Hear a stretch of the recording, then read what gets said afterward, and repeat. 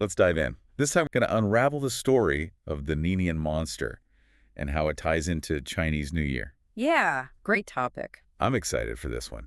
We've got a cool mix of sources lined up, folklore, historical accounts, and even some comparisons to other cultures' mythical beasts. Oh, that's interesting. Yeah, should be fun. You might know some basics about Chinese New Year, but stick with us. I think by the end, you'll have a whole new way of looking at the celebrations. I think so too. So let's kick things off with the Nian itself. Okay. There isn't just one origin story, right? You're right, there isn't. It's more like the Nian kind of emerged from all these different Chinese folktales and became this like shared fear. A shared anxiety about the new year. Exactly, like this fear of the unknown moving from one year to the next. But what's really interesting is how people chose to deal with that fear. They didn't just hide, they pushed back. They fought back with noise and fire, those exploding bamboo tubes. Which eventually became the firecrackers we know today. It's kind of cool to think about, not just the noise itself, but the symbolism of fire, this force that can destroy and purify. I think maybe using fire to scare off the Nian was like a ritual cleansing, purging the old to make way for the new. Makes sense, taking control of the unknown. And it wasn't just the fire and noise, though, was it? There's the color red, too. Right, and not just because it's considered lucky. So why else? Some stories say the Nian just hated red. Yeah, some say that, but I think there's more to it, culturally speaking. Red in China, it represents vitality, life force. So decorating everything in red, it wasn't just about warding off the Nian, it was about inviting good fortune, too. Welcoming good things into your life. Exactly. And you mentioned peachwood charms earlier. Oh, right. Those weren't just random, were they? No, not at all. Peachwood, in Chinese folklore, it's protective. People associate it with long life, warding off evil. So using those charms against the Nian adds another layer of meaning, connects this whole system of beliefs around protection and keeping bad stuff away. So you've got noise, fire, red, and these powerful peachwood charms. That's like they were trying everything. Throwing everything they had at this creature, yeah. But it seems like over time, the Nian and how people celebrated New Year, it all went through some changes. Yeah, for sure. And those changes, I think, tell us a lot about how Chinese society itself evolved. People's hopes and fears, how they celebrated, it all shifted. Absolutely. That's what's so fascinating to me. It's not just a tradition, it's this dynamic cultural phenomenon. Right. It's shaped by history, social changes, maybe even like the collective psychology of a whole group of people.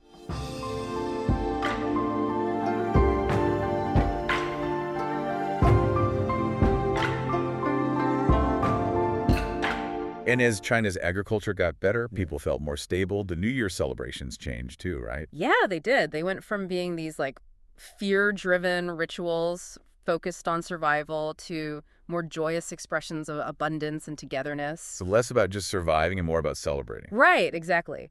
And the anxiety about the Nian, it started to become more symbolic, not just a literal monster, but representing the anxieties people had about the new year. About all the uncertainty that a new year could bring. Yeah. I'm curious how that shift in how people saw the Nian is reflected in how the Nian itself changed. Did the monster soften over time as people became less anxious about the new year? It did. There are these really interesting stories about villagers outsmarting the Nian, using tricks to scare it off. It's like by facing their fears, they kind of took away the Nian's power. They made it less of an all-powerful force and more manageable, even a little comical. Almost like they tamed it. Yeah, like they tamed the monster, literally and figuratively. And that transformation from terrifying to symbolic, it seems to line up with how New Year celebrations went from these fear-driven rituals to more joyous festivities. It's all connected. Exactly. And that shift, that's key to understanding how Chinese New Year became the vibrant, globally celebrated holiday it is today. It's celebrated all over the world now. It is. And it shows just how adaptable humans are, turning fear into celebration, finding ways to connect even when things are uncertain. It really does. And that kind of leads us to an interesting point. Okay. As people became less afraid of the Nian and New Year's became more about joy, there was this shift towards making sure the year ahead would be prosperous and lucky. Making sure you have good luck for the year. Exactly. And that's where the food comes in, all the symbolism in the foods we eat during Chinese New Year. The food, oh yeah, you can't talk about Chinese New Year without the food. It's not just about how delicious it is. It's like every dish is a little good luck charm, That's right. Take dumplings, for instance. Their shape, it looks like these old Chinese silver ingots, which makes them a symbol of wealth. wealth and prosperity. But there's more to it than just that. When families get together to make dumplings, it reinforces that idea of unity and togetherness. Being together. Yeah, which are super important in Chinese culture. It's that shared experience making the food together that makes it more than just a feast, right? Absolutely. And that focus on togetherness, you see it in the seating arrangements too, at the reunion dinner. The oldest family members, they usually get the best seats, the Yeah. places of honor, showing respect for your elders. Exactly. It's like this beautiful mix of food tradition and cultural values. And it's not just dumplings. There's so much symbolic food on the New Year table. Spring rolls for gold bars, the whole fish for abundance, and, oh, gotta mention Nian Gao. Ah, yes, Nian, the sticky rice cake. It sounds like higher year. So you eat it for a better year ahead. Exactly. It represents that hope for progress and growth. It's like edible optimism. It really is.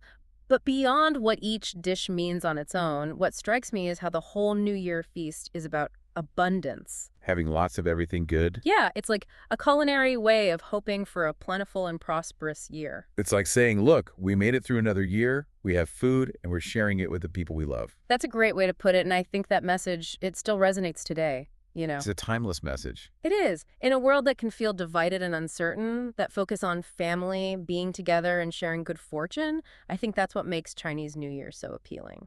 It's appealing to people all over the world now. It's not just a Chinese celebration anymore. You're right, it's global. We see Chinese New Year celebrations in cities everywhere, from New York to London to Sydney. And it's not just people of Chinese descent. More and more people from different backgrounds are joining in. They're drawn to the energy, the symbolism, the universal values. Yeah, that's right. It's like the world wants to celebrate together, wish each other good luck, and embrace that feeling of a fresh start. I think so.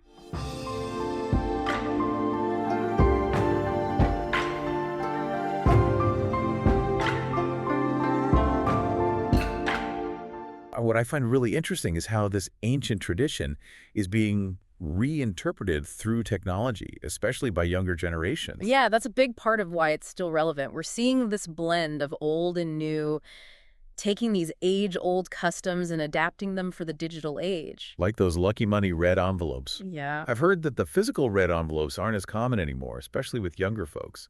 Are those WeChat red envelopes really taking over? They are. It's a perfect example of how technology can actually make a tradition better, more modern, without losing what it really means. You still get the lucky money, but it's digital. Right. Instead of handing someone an envelope, you send it through your phone. You can even add a message or some cool animation. A digital upgrade. Exactly. And it's not just red envelopes.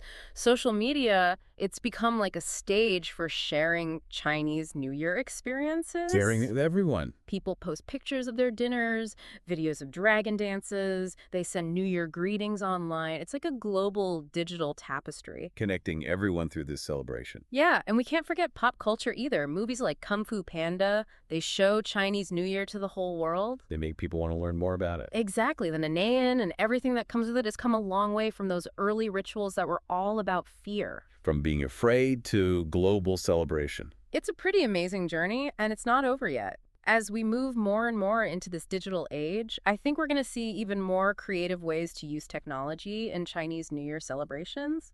Maybe virtual reality dragon dances or augmented reality fireworks. That'd be pretty cool. Right. Imagine blending the physical and digital worlds like that. It makes you wonder how the Nian itself might change in this digital world. Mm.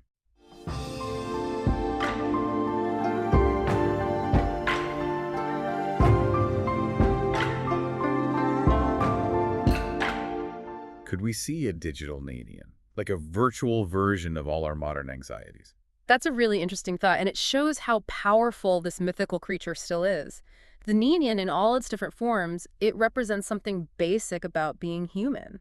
Like what? Our need to face our fears, to find meaning in uncertainty, and to create these rituals and celebrations that connect us to each other, to something bigger than ourselves. It's about finding connection. It is. So thinking about this journey, from being afraid of the Nian to this global celebration of Chinese New Year, what's the main takeaway for our listeners? What should they think about after listening to this? I think the biggest thing is to realize that traditions aren't stuck in the past.